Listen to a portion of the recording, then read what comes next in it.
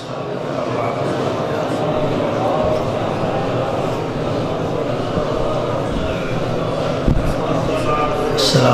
والسلام عليك يا رسول الله وعلى آله وصحبه.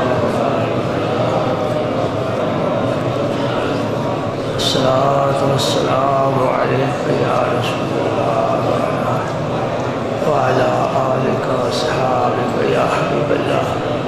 الصلاة والسلام عليك يا رسول الله وعلى آلك وأصحابك.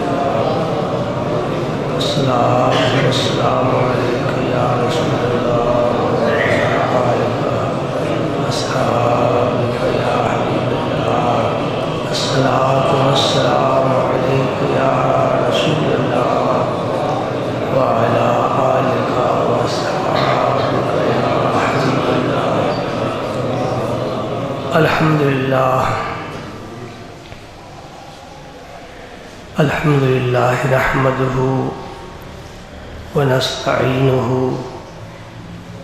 ونستغفره ونؤمن به ونتوكل عليه ونعوذ بالله من شرور أنفسنا ومن سيئات أعمالنا. من يهده الله فلا مضل له ومن يضلل فلا هادي له. وأشهد أن لا إله إلا الله وحده لا شريك له. وأشهد أن سيدنا محمدًا عبده ورسوله الذي أرسله الله بالحق بشيرا ونذيرا وداعيا إلى الله بإذنه وسراجا منيرا. أشهد أنه صلى الله تعالى عليه وسلم بلغ الرسالة ونصح الأمة وكشف الغمة وجلى الظلمة وجاهد في سبيل الله وعبد ربه حتى أتاه اليقين. اللهم صل على سيدنا محمد وعلى آل سيدنا محمد وبارك وسلم. اللهم صل وسلم وبارك على سيد المرسلين وعلى آله وأصحابه أجمعين. أما بعد فأعوذ بالله من الشيطان الرجيم. بسم الله الرحمن الرحيم. إن الله وملائكته يصلون على النبي يا أيها الذين آمنوا صلوا عليه وسلموا تسليما. اللهم صل وسلم على رسولك الكريم وآله الطاهرين. رب اغفر وارحم وأنت خير الراحمين. اللهم صل وسلم على رسولك الكريم وآله الطاهرين. رب اغفر وارحم وأنت خير الراحمين. اللهم صل وسلم على رسولك الكريم وآله الطاهرين. رب اغفر وارحم وأنت خير الراحمين. مولاي صل وسلم دائما أبدا على حبيبك خير الخلق كلهم محمد سيد الكونين والثقلين والفريقين من عرب ومن عجم. هو الحبيب الذي ترجى شفاعته لكل هول من الأهوال مقتحم. منزه عن شريك في محاسنه فجوهر الحسن فيه غير منقسم. فإنه شمس فضل هم كواكبها يظهرن أنوارها للناس في الظلم. فاق النبيين في خلق وفي خلق ولم يدانوه في علم ولا کرم.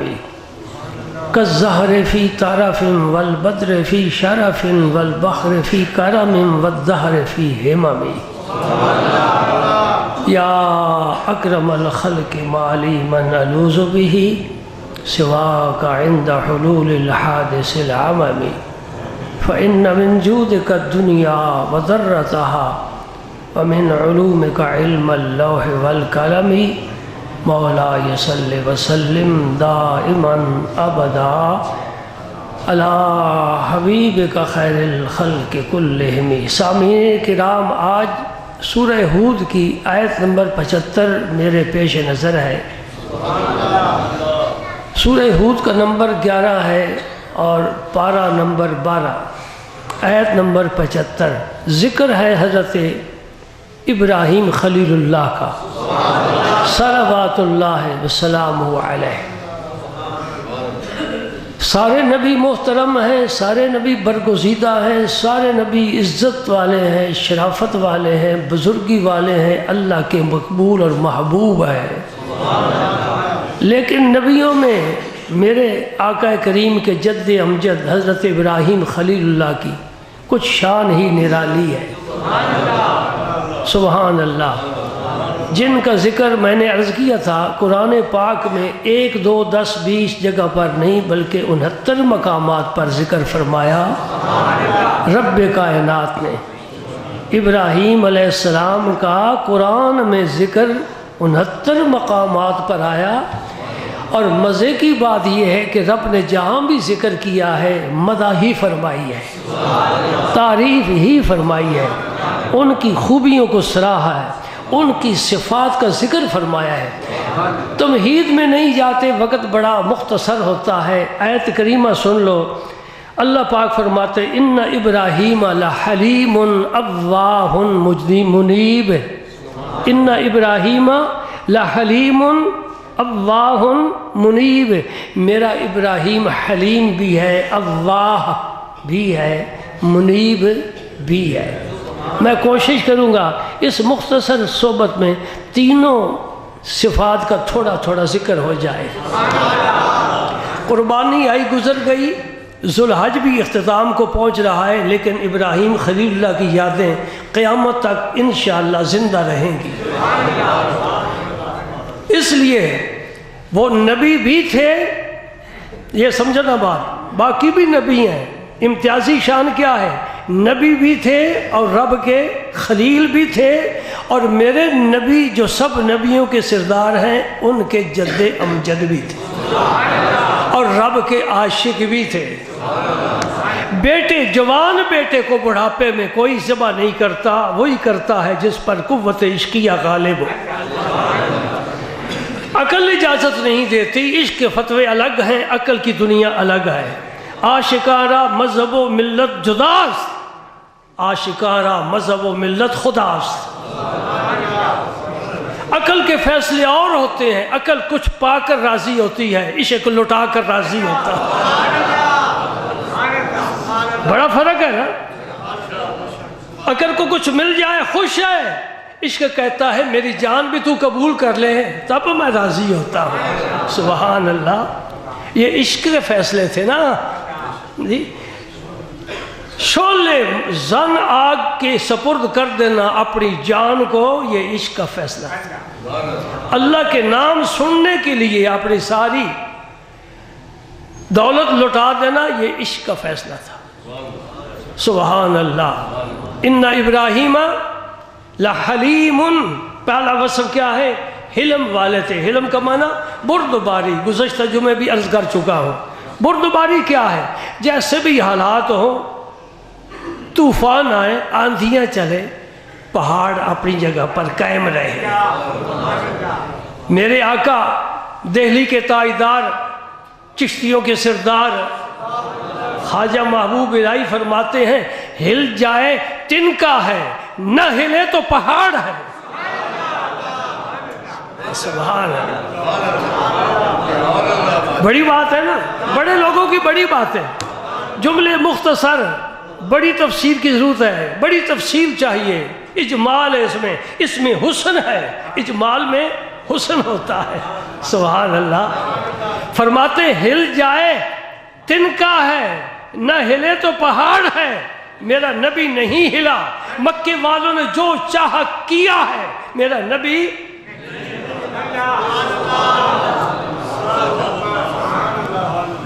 سبحان اللہ۔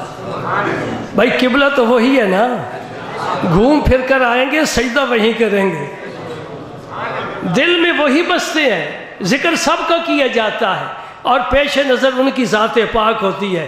ابراہیم کا حلم بھی ہے، لیکن ان کی امت ان کے حلم کے بارے میں کچھ نہیں بتائے گی۔ میرے نبی کا حلم بھی ہے، ہر صحابی بتائے گا۔ سبحان اللہ۔ کسی نبی کا امتی اس نبی کے متعلق کچھ نہیں بتائے گا۔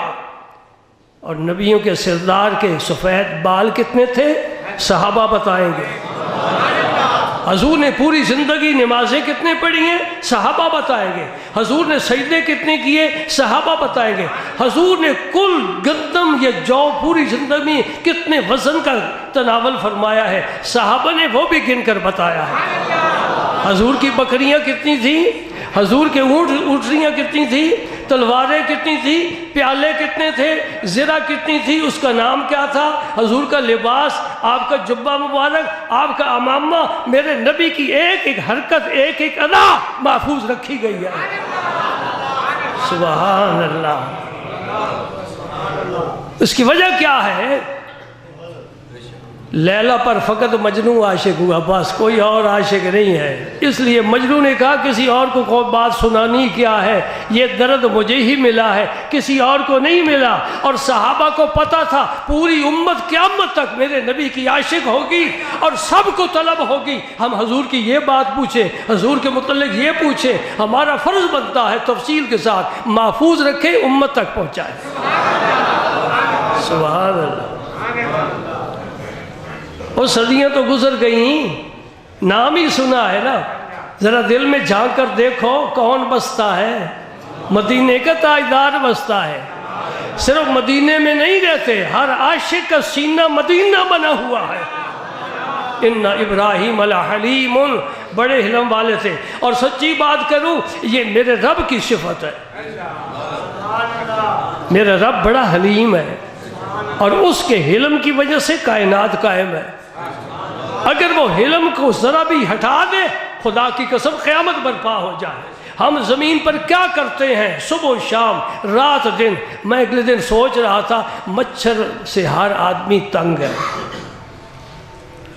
اور اس کے لیے کچھ سپرے، کوئی کریم، کوئی آئل تیار کیا گیا ہے، مچھردانیاں ہیں، سارے سسٹم ہم نے اس کے لیے بنائے، لیکن اس کی ایک خوبی کوئی بھی نہیں شمار کرتا۔ اس میں بڑی خوبی ہے کہ مچھر دن کو تجھے نہیں ستائے گا، مچھر دن کو نہیں ستاتا، صرف رات کو ستاتا ہے، دن کو بھی تو آ سکتا ہے نا۔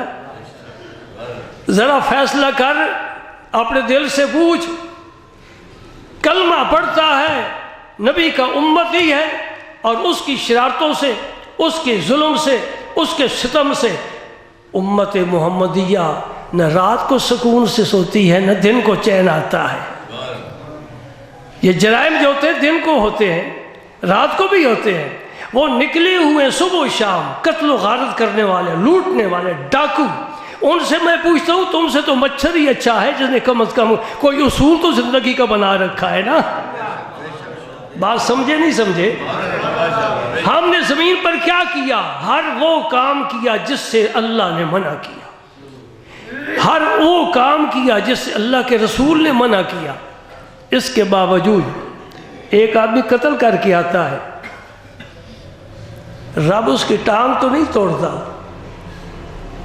ڈاکہ ڈالتا ہے، رب اس کی حفاظت کرتا ہے، شام کو کھانا دیتا ہے، نیند بھی دیتا ہے، آرام کر، صبح پھر اٹھ اور جرائم کر، میں تجھے مہلت دے رہا ہوں اس وقت تک، ان بطش ربک لشدید، ایک دن میں پکڑوں گا اور میری گرفت بڑی زبردست ہے۔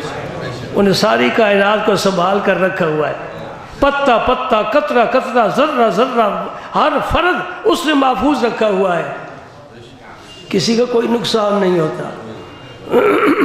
وہ حلیم ہے نا، اسی صفت کا پرتو میرے کریم نبی پر آیا۔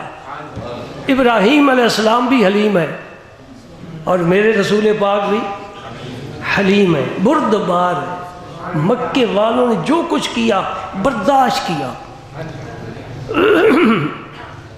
سبحان اللہ، سبحان اللہ، اللہ اکبر۔ ذرا احد کا منظر چشم تصور سے دیکھے نا، احد کا منظر، جب سرکار کے سر ناز میں خود دھنس گیا تھا، لوہے کا خود سر اقدس میں دھنس گیا، اور ایک ظالم نے پتھر مارا جو سرکار کے یہاں لگا، یہ سامنے کے دانت آپ کے ٹوٹ گئے، مکمل نہیں، ٹوٹ گئے، اور رخ انور پر خون ہی خون۔ حضرت نوح علیہ السلام کا مزاج ہوتا رب لا تذر علی الارض من الکافرین دیارا انک ان تذرہم یضلوا عبادک ولا یلدوا الا فاجرا کفارا۔ یا اللہ بستی بستی کافروں کی تباہ برباد کر دے، بچہ بچہ تباہ کر دے، کوئی زندہ نہ رہے صفحہ ہستی پر۔ نوح علیہ السلام نے دعا مانگی، تبلیغ بھی تو 950 سال کی ہے، معمولی عرصہ نہیں ہے، 950 سال رب کی توحید کی دعوت دی ہے۔ اس کے بعد یہ دعا مانگی، رب نے کہا پھر دیکھ میرے پیغمبر، میں تجھے تو بچا لوں گا اور جو تیری کشتی میں سوار ہوگا اس کو بھی بچا لوں گا، خواہ کتا بلّہ ہی کیوں نہ ہو۔ میں ایک سوال کا جواب دے گیا ہوں،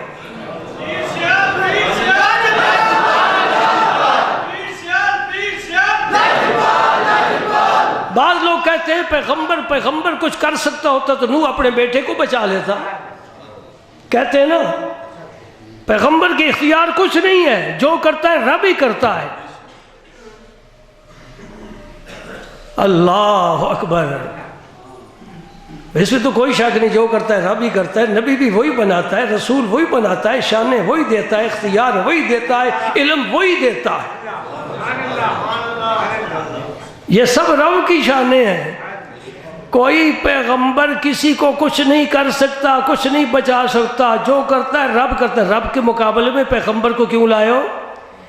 کیا الگ پارٹی ہے نبی کی؟ اللہ کی الگ پارٹی ہے؟ کہتے ہیں جو کرتا ہے رب کرتا ہے، نبی کچھ نہیں کر سکتا۔ میں پوچھتا ہوں کہ نبی کی پارٹی الگ ہے، رب کی الگ ہے، پھر کلمہ صرف لا الہ الا اللہ ہونا چاہیے، محمد الرسول اللہ نہیں ہونا چاہیے۔ جز دو ہے، کلمہ ایک ہے۔ کبھی غور کیا آپ نے؟ کلمہ طیبہ کے جز دو ہیں اور کلمہ ایک ہے۔ ما رمیت اذ رمیت ولکن اللہ رما۔ پیارے تو نے نہیں پھینکی ہیں کنکریاں، جب تو نے پھینکی، یہ تو اللہ نے پھینکی۔ ان الذین یبایعونک انما یبایعون اللہ، جو تیرے ہاتھ پر بیعت کرتے ہیں وہ تو اللہ کے ہاتھ پر بیعت کرتے ہیں۔ یہ قرآن ہے، یہ قرآن ہے۔ من یطع الرسول فقد اطاع اللہ، جو رسول کی پیروی کرے گا وہ اللہ کی پیروی کر رہا ہے۔ الگ الگ ہے کہ ایک ہے؟ رسول کا پھینکنا اللہ کا پھینکنا ایک ہے کہ الگ الگ ہے؟ اللہ کے نبی سے بیعت کرنا، اللہ سے بیعت کرنا ایک ہے کہ الگ الگ ہے؟ ایک ہے۔ یا ایھا الذین آمنوا استجیبوا للہ وللرسول اذا دعاکم، اللہ بلائے، اللہ کا رسول بلائے، فوراً حاضر ہو جاؤ۔ دعاکم صیغہ واحد کا ہے، بلانے والے دو ہیں۔ کیسا ہونا چاہیے تھا؟ یا ایھا الذین آمنوا استجیبوا للہ وللرسول اذا دعواکم، جب دو تمہیں بلائیں فوراً آ جایا کرو۔ بلانے والے دو ہیں، صیغہ ایک ہے، صیغہ اللہ و رسول احق ان یردوہ، ضمیر واحد کی ہے اور رضا جن کی چاہیے دو ہے۔ یہ ایک علمی مسئلہ ہے، یہ گرامر کا مسئلہ ہے۔ بار مسئلہ سمجھ گئے نا؟ جز کلمے کے دو ہیں، دو ہے نا؟ اللہ الگ، اللہ کا رسول الگ، وہ خالق یہ مخلوق، لیکن کلمہ نوح علیہ السلام اپنے بیٹے کو بچا لیتے۔ اگر نبی کو اختیار ہوتا، میں نے جواب دے دیا ہے، جو نبی کی بیڑی میں آ جائے خواہ کتا ہو وہ بھی بچ جاتا۔ یہاں نوح کا قصور نہیں ہے، قصور اس میں ایمان کا ہے۔ سمجھے نہیں سمجھے؟ میرے نبی نے جب معراج کیا ہے، دوستو ذرا توجہ فرماؤ، جب معراج پر تشریف لے گئے واپس آئے، حضرت بلال سے کیا فرمایا؟ یاد ہے نہیں یاد؟ کوئی محبت والا نہیں بھولے گا۔ حضرت بلال سے فرمایا بلال میں جب جنت میں گیا تو میں نے اپنے آگے تیرے جوتوں کی آہٹ سنی ہے۔ نبی کے غلام بھی جنت کی سیر کر رہے ہیں، ابھی جنت کا دروازہ کھلا بھی نہیں ہے، ابھی جنت کا دروازہ کھلا بھی نہیں ہے۔ حضور بات اور طرف چلے گی، بات محبت کی تھی۔ عرض یہ کرنا چاہتا تھا کہ سرکار کے چہرے مبارک خون ہے، خون ہے، اور اس کے صحابہ عرض کرتے ہیں یا رسول اللہ ان کے لیے بد دعا فرمائے، ان کے لیے ہمیں تو کوئی تکلیف دے کبھی ہماری زبان سے اچھا کلمہ نہیں نکلتا، لیکن میں قربان جاؤں جس نبی کی زبان سے، سبحان اللہ، سنو ایک حدیث پاک، اللہ کی جناب میں عرض کرتے ہیں مولا کریم میں اگر کسی شخص کو بد دعا دوں، کسی پر لعنت بھیجوں، تو اس بندے کے لیے میری اس لعنت کو رحمت بنا دینا۔ اللہ اکبر، ایسا ہم نے نہ دیکھا ہے نہ سنا ہے، حالانکہ کبھی ایسا ہوا نہیں ہے، لیکن یہ حضور کے کرم کی انتہا ہے۔ اللہ کی جناب میں عرض کر رہے ہیں اگر میں کبھی کسی بندے پر لعنت بھیجوں غصے میں آ کر، اے اللہ اس کے لعنت کا سزاوار نہ بنانا، اس پر رحمت بھیجنا۔ ساتھ ہی دعا بھی دے گئے، ساری امت کے لیے دعا دے گئے۔ اللہ اکبر، سبحان اللہ۔ اب صحابہ کو بڑی تشویش ہے، بڑی پریشانی ہے، اس سے بڑی پریشانی کیا ہو سکتی ہے؟ خون اپنی آنکھوں سے دیکھ رہے ہیں، حضور کو بڑی تکلیف پہنچی ہے، یا رسول ہاتھ اٹھائیے، دعا مانگیے، ان کے لیے بد دعا فرمائیے، تباہ و برباد کافر ہو جائے۔ حضور نے ہاتھ اٹھا دیے، بڑے خوش ہوئے۔ اب کلمات بد دعائیاں نکلیں گے، میرے نبی کے زبان پر کیا کلمات تھے؟ اللہ مغفر لقومی فإنہم لا یعلمون۔ سبحان، او پیارے یہ تیری ہی شان ہے، تو ہی ایسا کر سکتا ہے، ہم نہیں کر سکتے، کسی کو معاف نہیں کرتے۔ میرے نبی سے معافی بھی انہوں نے نہیں مانگی، میرے نبی سے معاف نہیں فرما رہا، بلکہ اللہ کی جناب میں سفارش فرما رہا۔ لا یعلمون، ایک سفارش قومی، یا اللہ یہ میری قوم ہے، انہیں بخش دے۔ اللہ مغفر لقومی فإنہم لا یعلمون، سفارش بھی کر دی، مولا کریم نے کچھ نہ کہنا، کچھ نہ، میری وجہ سے نہ پکڑنا، معاف فرما۔ اور حضور کو معاف کرنے کا میں بڑا لطف آتا تھا، بڑا لطف۔ دو حدیثیں ہیں، ایک کے راوی حضرت انس ہے، ایک حضرت ابو ہریرہ ہے، الفاظ تھوڑے فرق ہے، مضمون ایک ہی ہے۔ مضمون کیا ہے؟ فرماتے ہیں ہم حضور کے ساتھ جا رہے تھے تو ایک عرابی آ گیا ہے اتفاقاً راستے میں۔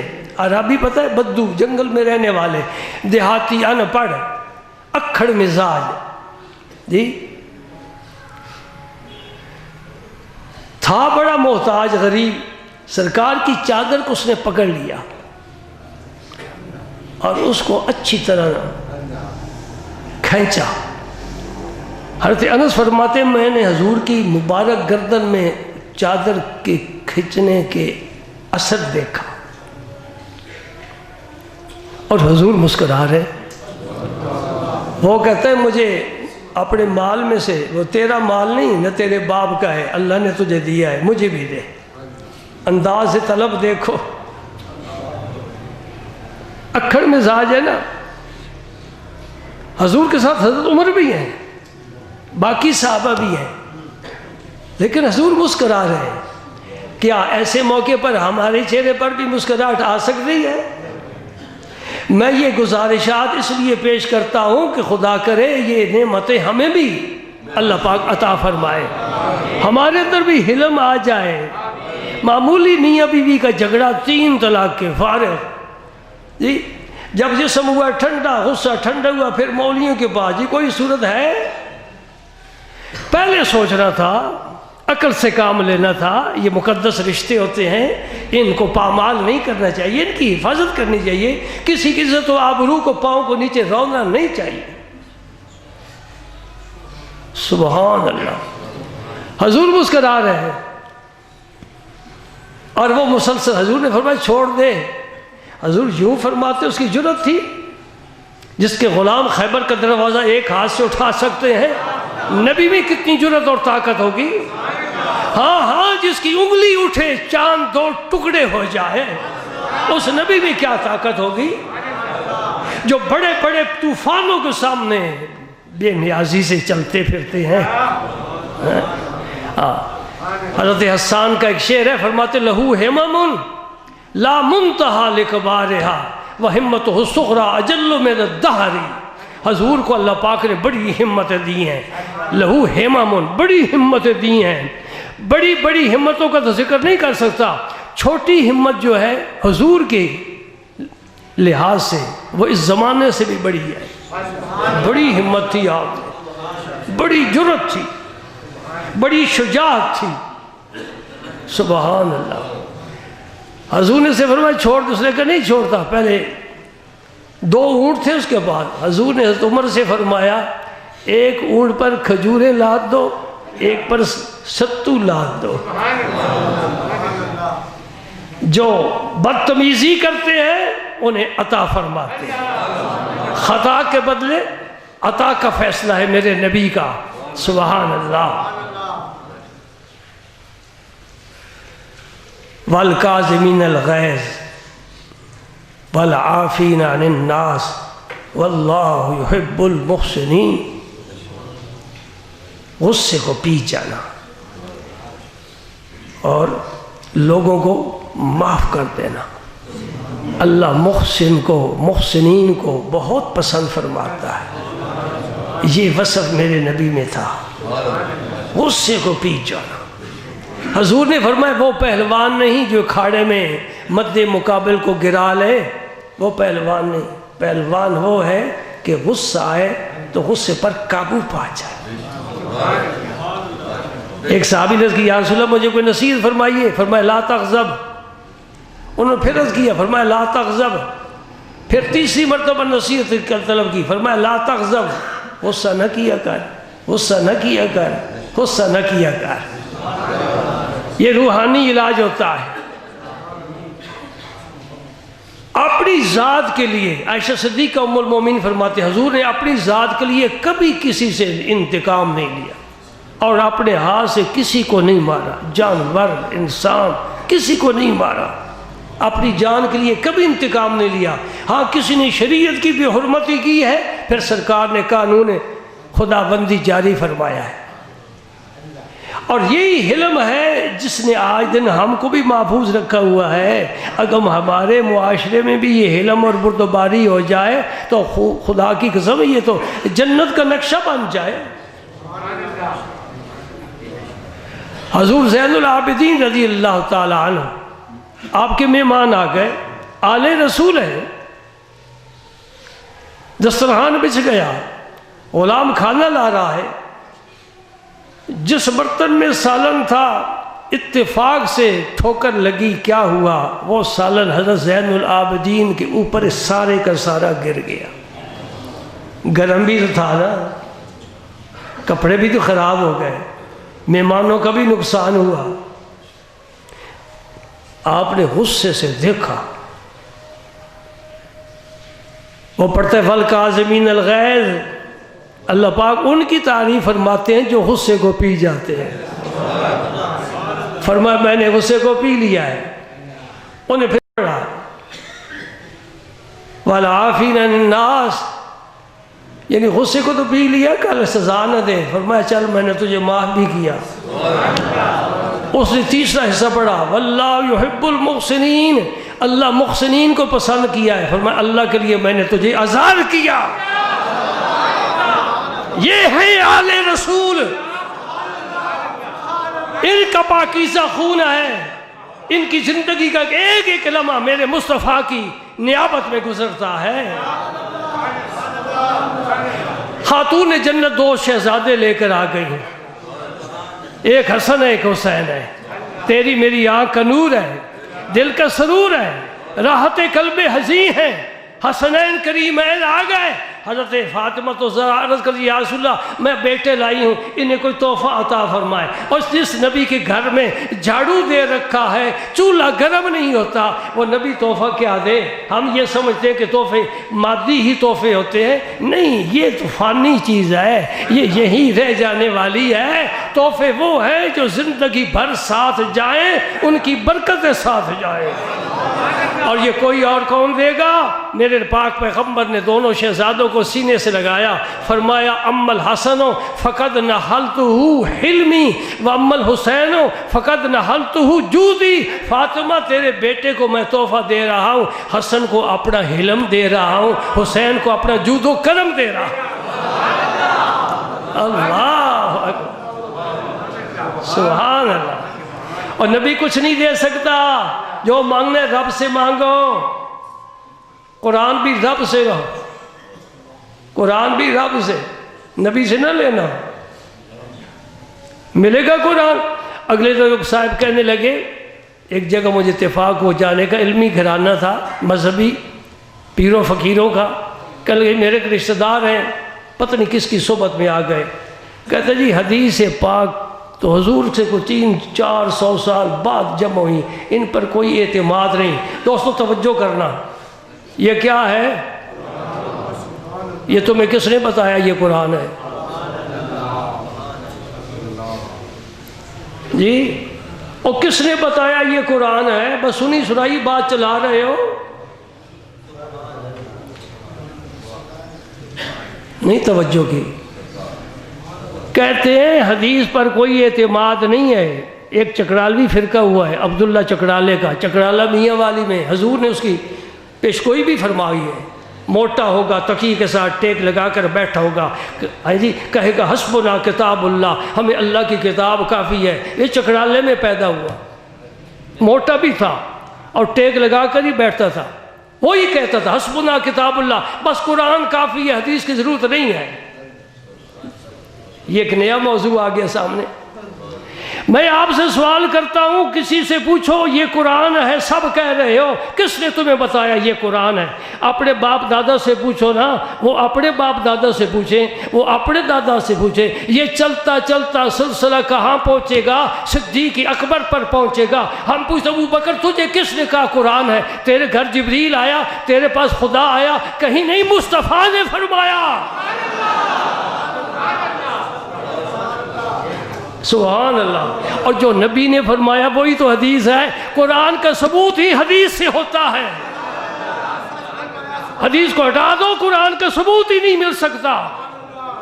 اقیم الصلاۃ، نماز قائم کرو۔ صلاۃ کے 17 معنی ہیں لغت میں، عربی لغت میں صلاۃ کے 17 معنی ہیں۔ کس معنی میں؟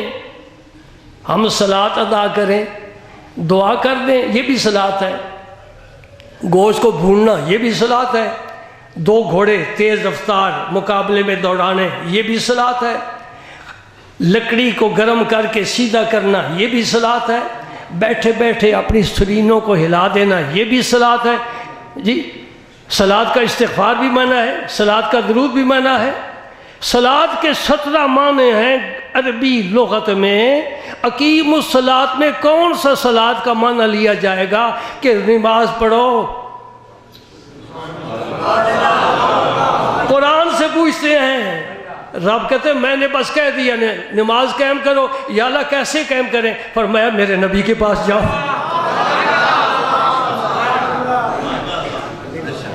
5 وقت پڑھو، وہ اوقات کون سے ہیں؟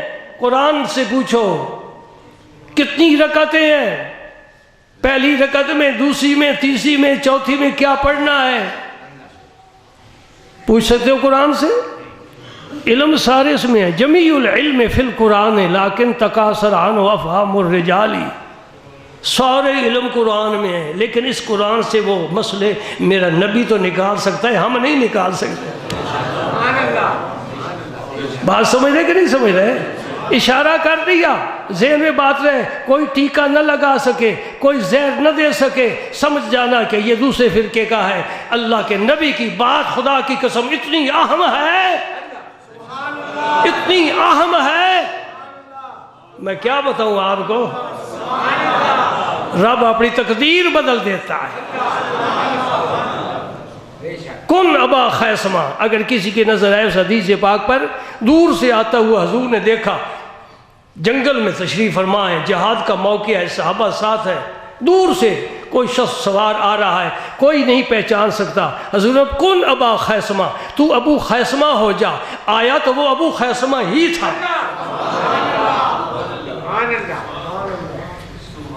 ہاں، تو عرض کر رہا تھا کہ حضرت امام حسن کو کیا دیا؟ اپنا حلم دیا۔ کوفے میں اپنے مکان میں تشریف فرما ہے حضرت امام حسن مجتبی رضی اللہ تعالی عنہ۔ ایک بدو آ گیا جنگل سے شہر میں، کسی کام کو آیا ہوا، دروازے کے سامنے کھڑا ہو گیا۔ حضرت امام حسن پاک کو دیکھ کر بدتمیزی کرنے لگ گیا، ایسے الفاظ زبان سے نکلے جو کسی شریف چھوڑ کے رذیل آدمی کو بھی آدمی نہیں کہہ سکتا۔ حضرت امام حسن نے فرمایا تو دیہات سے آیا ہے، اجنبی ہے، یہاں شہر میں کوئی ہمارے لیے خدمت ہے تو بتاؤ۔ سبحان اللہ۔ اس نے پھر بدتمیزی کی، بڑے گندے لفظ استعمال کیے اور پورے خاندان کے بارے میں بد زبانی اختیار کرتا رہا۔ حضرت امام حسن خاموشی سے سنتے رہے، یہی فرماتے بھائی تجھے بھوک لگی ہے تو آؤ بیٹھو، کھانا کھلاتے ہیں، پیاسا ہے پانی پلاتے ہیں، کپڑے کی ضرورت ہے کپڑا دیتے ہیں۔ اس نے پھر اپنی زبان کو ذرا تیز کیا اور بڑے گندے لفظ استعمال کیے۔ حضرت امام حسن پاک خاموش بیٹھے سن رہے ہیں، آخر مجبور ہو کر کہتا ہے اشہد انک ابن رسول اللہ، میں گواہی دیتا ہوں تو رسول اللہ کا فرزند ہے۔ میں نے جو رسول اللہ کا حلم سنا تھا حسن، وہ حلم، وہ بردباری تیری ذات میں نے دیکھی ہے، یہ ہے وہ نبی کا تحفہ۔ اما الحسن فقد نحلت حلمی، اس کو میں نے اپنا ہاں۔ یزیدیوں کی حکومت قائم ہو گئی، ابھی یزید تو نہیں آیا، مروان آ گیا گورنر بن کر مدینہ پاک کا۔ حضرت امام حسن پاک بھی اس وقت مدینہ پاک میں رہتے تھے۔ جب حضرت امام حسن کا وصال ہوا، جنازہ اٹھا، تو یہ مروان بھی جنازے کے ساتھ ساتھ جا رہا تھا اور ساتھ حضرت امام حسین تھے، اور مروان کی آنکھوں سے آنسو جاری تھے۔ دشمن ہے اہل بیت کا، آنسو جاری ہے۔ حضرت امام حسین نے فرمایا زندگی بھر تو نے مخالفت کی ہے، تکلیفیں پہنچائی ہیں، دکھ پہنچائے ہیں، آج کیوں روتا ہے؟ توجہ کرنا۔ مروان پہاڑ کی طرف اشارہ کر کے کہتا ہے خدا کی قسم میں نے حسن کو پہاڑ سے زیادہ حلیم اور بردبار پایا ہے۔ پہاڑ اس قدر برداشت کی قوت نہیں رکھتا جتنا امام حسن نے برداشت کیا ہے۔ الفضل ما شہدت بہ الاعداء، خوبی وہ ہوتی ہے کہ دشمن بھی قبول تسلیم کرے۔ تو فرمایا ان ابراہیم لحلیم اواہ منیب، ابراہیم علیہ السلام بڑے بردبار تھے، میرے نبی پاک بڑے ہی بردبار اور حلیم متبع تھے۔ اے اللہ یہ وصف ہمیں بھی عطا فرما، یہ خوبی ہمیں بھی عطا فرما۔ دوسرا لفظ کیا ہے؟ اواہن۔ اواہن کے تین معنی ہیں۔ ایک معنی ہے بہت آہیں بھرنے والا، محبت والے ہمیشہ آہیں بھرنے کے عادی ہوتے ہیں۔ دوسرا معنی ہے بڑے نرم دل تھے۔ حضرت ابراہیم علیہ السلام اواہ تھے، یعنی بڑے نرم دل تھے۔ نوح علیہ السلام کی ذرا اپنی قوم کے لیے عذاب کی دعا نہیں فرمائی، دعا مانگی تو کیا فرمائی؟ رب انہن اضللن کثیرا من الناس فمن تابعنی فانہ منی ومن عصانی فانک غفور رحیم۔ اللہ جو میری امت کی افراد میری پیروی کریں وہ تو ہیں میرے، اور جو کرے میری نافرمانی تو غفور الرحیم ہے۔ یہ ہے نرم دل، پھر تو غفور الرحیم ہے، بخش دینا۔ میرے پاک پیغمبر نے کیا دعا مانگی تھی احد میں؟ اللہ مغفر لقومی فانہم لا یعلمون، اے اللہ میری قوم کو مغفرت فرما دے، بخش دے، یہ مجھے جانتے نہیں۔ مل گیا نا حلم۔ ومن عصانی فانک، ایک نقطہ یہاں بتانا چاہتا ہوں، ٹائم بڑا مختصر رہ گیا۔ انہن اضللن کثیرا من الناس، اگر کوئی گرامت جانتا ہے تو وہ سمجھے گا کہ اس کا معنی یہ ہے کہ ان بتوں نے بہت سے لوگوں کو گمراہ کیا، حالانکہ ہدایت اور گمراہی یہ اللہ کے فیصلے ہیں، مخلوق کا کوئی فرد اس میں دست اندازی نہیں کر سکتا۔ ہدایت بھی اللہ کے ہاتھ میں، اور جسے چاہے ہدایت سے معروم بھی فرما دے۔ یہاں یہ اضافت اور اسناد بتوں کی طرف کیا گیا ہے، اس کو کہتے ہیں مجازن، یہ اسناد کیا گیا ہے۔ اس کی یوں مثال میں آپ کو دیتا ہوں کہ میرے خیال وقت کا ذرا خیال رکھیں، یہ مسئلہ بڑا عام ہے، بڑا ایک عقیدہ اس میں چھپا ہوا ہے، انشاءاللہ پھر کبھی عرض کروں گا۔ انہن اضللن کثیرا من الناس، ان بتوں نے بہت سے لوگوں کو گمراہ کیا ہے، حالانکہ بت خود بت ہے، اس پر مکھی بیٹھ جائے اڑا نہیں سکتا، وہ کسی کو کیا ہدایت یا گمراہی دے سکتا ہے؟ یہ مسئلہ یاد رکھنا، میں بھی نہیں یاد، انشاءاللہ پھر کبھی عرض کروں گا، وعدہ ہوا۔ آپ کے پاس بھی ادھار کے کھاتے ہوتے ہیں نا دکانداروں کے پاس جی۔ اور تیسرا معنی اواہ کا، پہلا معنی کیا تھا؟ آہیں بھرنے والا، اور دوسرا معنی نرم دل، اور تیسرا معنی یہ حضرت عبداللہ بن مسعود رضی اللہ تعالی عنہ کا قول ہے، اور یہ بھی بڑا اہم ہے، حضور کے صحابی ہیں اور انہی کو حق پہنچتا ہے قرآن پاک کی تفسیر کا۔ حضرت عبداللہ بن مسعود فرماتے ہیں کہ اواہ ان کا معنی کثیر الدعاء، بہت زیادہ دعائیں کرنے والا۔ ہم اوقات ڈھونڈتے رہتے ہیں، یہاں دعا کرنی چاہیے، یہاں نہیں کرنی چاہیے۔ رب نے جو فرما دیا ہے ادعونی استجب لکم، تم مجھ سے مانگو میں تمہیں عطا کروں گا، تم دعائیں مانگو میں دعائیں قبول کروں گا۔ اب اوقات کی تفصیل اس کی کیا ضرورت ہے؟ یہ عبادت ہے، الدعاء هو العبادہ، الدعاء مخ العبادہ، دعا عبادت ہے، دعا عبادت کا مغز ہے، اس لیے نہ کوئی شرط ہے کہ وضو ہو، بے وضو بھی مانگ سکتے ہیں، نہ شرط ہے قبلہ رو ہو، جدھر بھی رخ ہو مانگ سکتے ہو، وقت کی کوئی شرط نہیں۔ تو فرماتے ہیں کثیر الدعاء، اس کی بھی دوستو عادت ڈال لو جی، اس کی بھی عادت ڈال لو۔ کوئی بھی مسئلہ ذہن میں آئے، کوئی پریشانی آئے، وضو کرو، 2 نفل پڑھو، اللہ کے حضور ہاتھ اٹھا دو، سر جھکا دو، آنسو بہا دو، مولا کریم میں عاجز، میں ناقص، تیری ذات کامل، میں محتاج، تو غنی، میری حاجت تیرے بغیر کون روا فرمائے گا؟ ان یمسسک اللہ بضر فلا کاشف لہ الا ہو، اگر تجھے کوئی تکلیف پہنچے اس کو کوئی دور نہیں کر سکتا مگر اللہ۔ اللہ کے دروازے کو مضبوط پکڑو، اسی کے سامنے سر جھکاؤ، اسی کے سامنے ہاتھ پھیلاؤ، اسی سے اپنی حاجتیں پیش کرو اس کی جناب میں، اللہ اپنے بندوں کی دعا کو قبول فرماتا ہے۔ حدیث پاک میں آیا جب بندہ ہاتھ اٹھاتا ہے اللہ تعالیٰ بڑا حیا والا ہے، بڑا حیا والا ہے اور بڑا کرم والا ہے۔ یہ 2 لفظ میرے نبی نے استعمال فرمائے، ان ربکم حی کریم، تمہارا پروردگار حیا والا ہے، کرم والا ہے، اپنے بندے سے حیا کرتا ہے۔ جب وہ ہاتھ اٹھاتا ہے میں بندے کے ہاتھ خالی نہیں لوٹاتا، مانگنے کو کوئی طریقہ ہونا چاہیے، کوئی چج ہونا چاہیے اللہ پاک۔ اور تیسرا معنی کیا ہوا؟ کثیر الدعاء۔ اور آخری لفظ کیا ہے؟ میں آج اس آیت کو یہاں سٹاپ کرنا چاہتا ہوں۔ منیبن کا معنی جو اللہ کی طرف رجوع کرنے والا ہے، اللہ کی طرف رجوع کرنے والا ہے۔ کوئی دفعہ دوست کہتے ہیں نا زکام ہو گیا جی بس موسم کا، میں نے کہا موسم کو کیوں درمیان ملاؤ؟ کہو جی اللہ کا عمل ہے۔ بخار ہو گیا یہ اللہ کا عمل ہے، بیٹا گر گیا یہ اللہ کا عمل ہے۔ اللہ کو ہم نے بالکل ہی ایک طرف کر دیا، مولا بس تو نے پیدا کر دیا، تو ایک سائیڈ پر ہو جا، اب دنیا جانے اور ہم جانے، ہم اپنا نظام خود چلائیں گے۔ اسی وجہ سے جب باغ ڈور اپنے ہاتھ میں لئی، ٹھوکریں، شکستیں، ذلت، رسوائی اور ہر قدم پیچھے، ہاں اپنے رب کو یاد کرو جس نے پیدا کیا، اسی کو یاد کرو جس نے پیدا کیا۔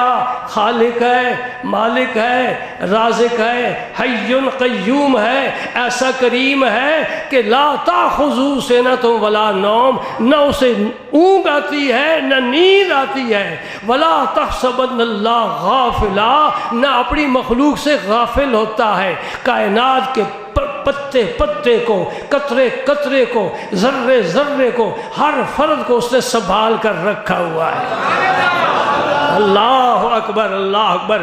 جس کی بادشاہی کہاں سے شروع ہوتی ہے کہاں ختم ہوتی ہے کسی کو خبر نہیں۔ ہر چیز کی ابتدا ہے، ہر چیز کی انتہا ہے۔ میرے رب کی نہ کوئی ابتدا ہے نہ کوئی انتہا ہے۔ والاول والآخر والظاہر والباطن وہو بکل شیء علیم۔ اس کائنات میں کوئی بھی ایسا نہیں جسے کہیں بکل شیء علیم۔ میرا رب ہے، اوپر کی بھی جانتا ہے، نیچے کی بھی جانتا ہے، تیرے میرے دل میں اٹھنے والے خیالات کو جانتا ہے۔ میں نے دن میں آج کتنی دفعہ پلکیں جھپکی ہیں مجھے پتہ نہیں، میرا رب جانتا ہے۔ کتنی جھپکوں گا میرا رب جانتا ہے۔ کتنے سانس لیے ہیں آج دن تک، 70-80 سال ہو گئے، کتنے سانس لیے مجھے پتہ نہیں، خدا کی قسم ہے میرے رب کے علم میں ہے۔ کتنے دن زندہ رہنا ہے، کیا کھایا ہے، کیا کھانا ہے، میرے رب کے علم میں ہے۔ کتنی اولاد ہوئی کسی کی، اس کی اولاد کتنی ہوگی قیامت تک، یہ سب میرے رب کے علم میں ہے۔